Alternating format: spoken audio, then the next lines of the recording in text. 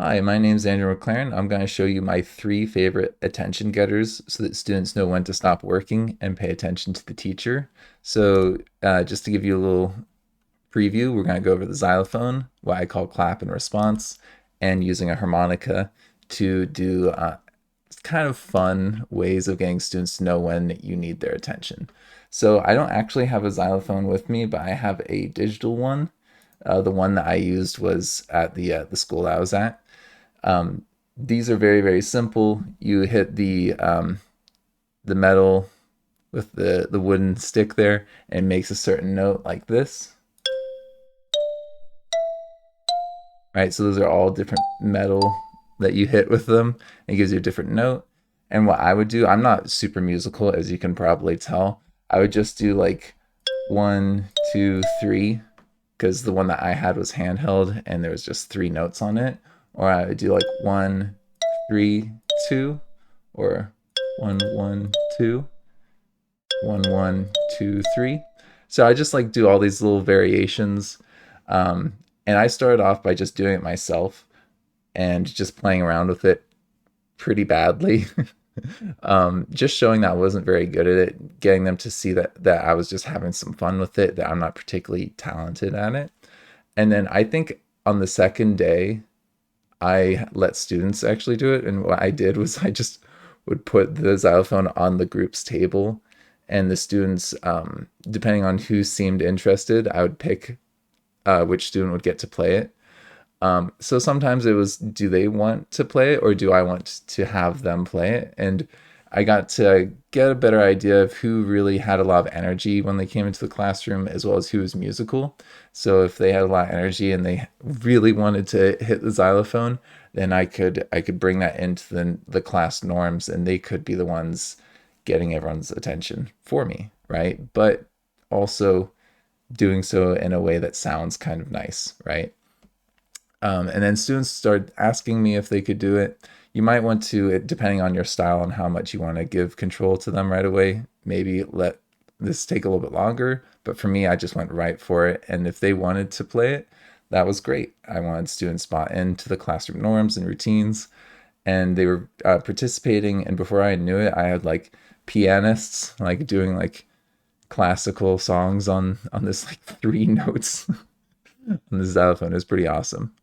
And then near the end, I kind of shifted more to the students that really needed to connect. And so students that I knew that I was going to spend more time talking to anyways, I would usually give them the xylophone and build it as a normal thing that they're going to do the xylophone for that class.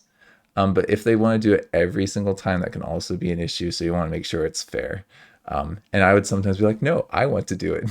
I want to play something musical, right? So that's one way. Honestly, that's probably my favorite way of doing attention getters. But clap and response is very powerful.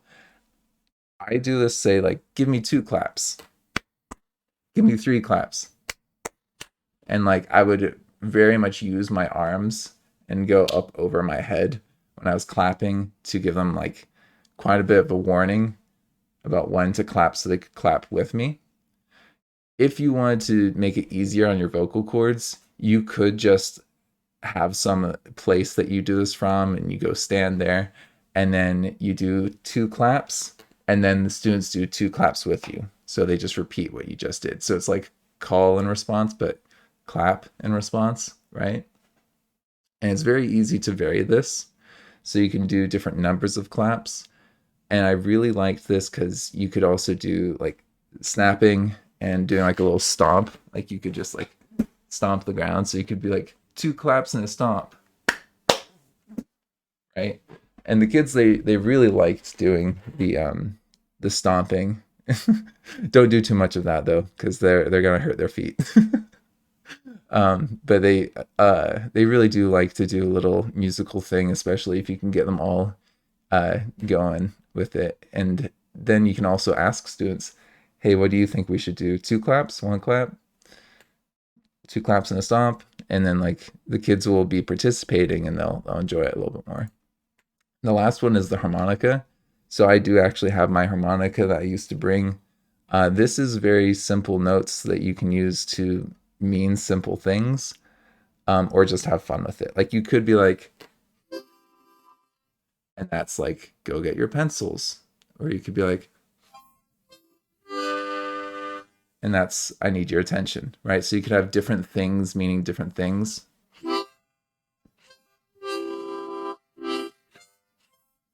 Or you could literally just play it when you need their attention. Students will know, like, if the harmonica is being played, we need to give them our attention. And then I would, if they didn't give me their attention right away, I would just keep on playing, and then I might make it more obnoxious, or I might go to like a higher pitch note.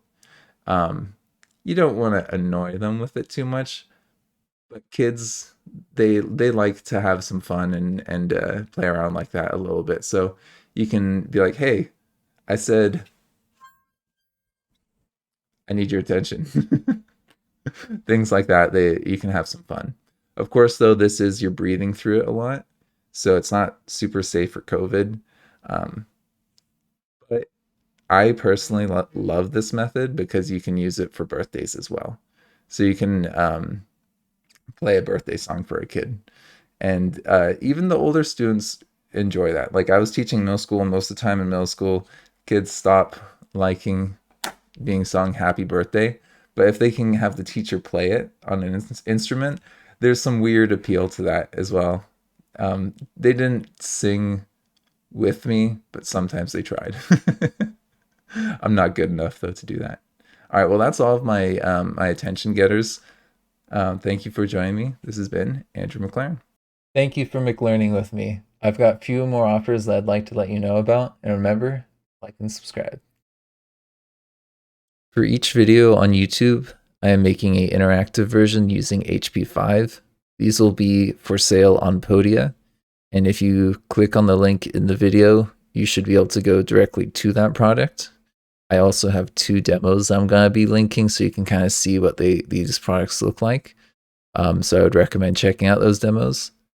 I also offer one-on-one remote tutoring through Wyzant. Please use the links that I have linked below. That way I can get 100% of the hourly rate as opposed to 75.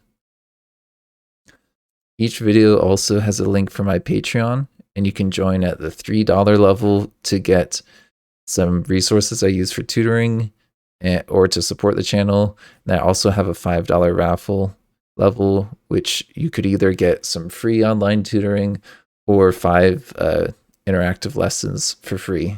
You choose which ones.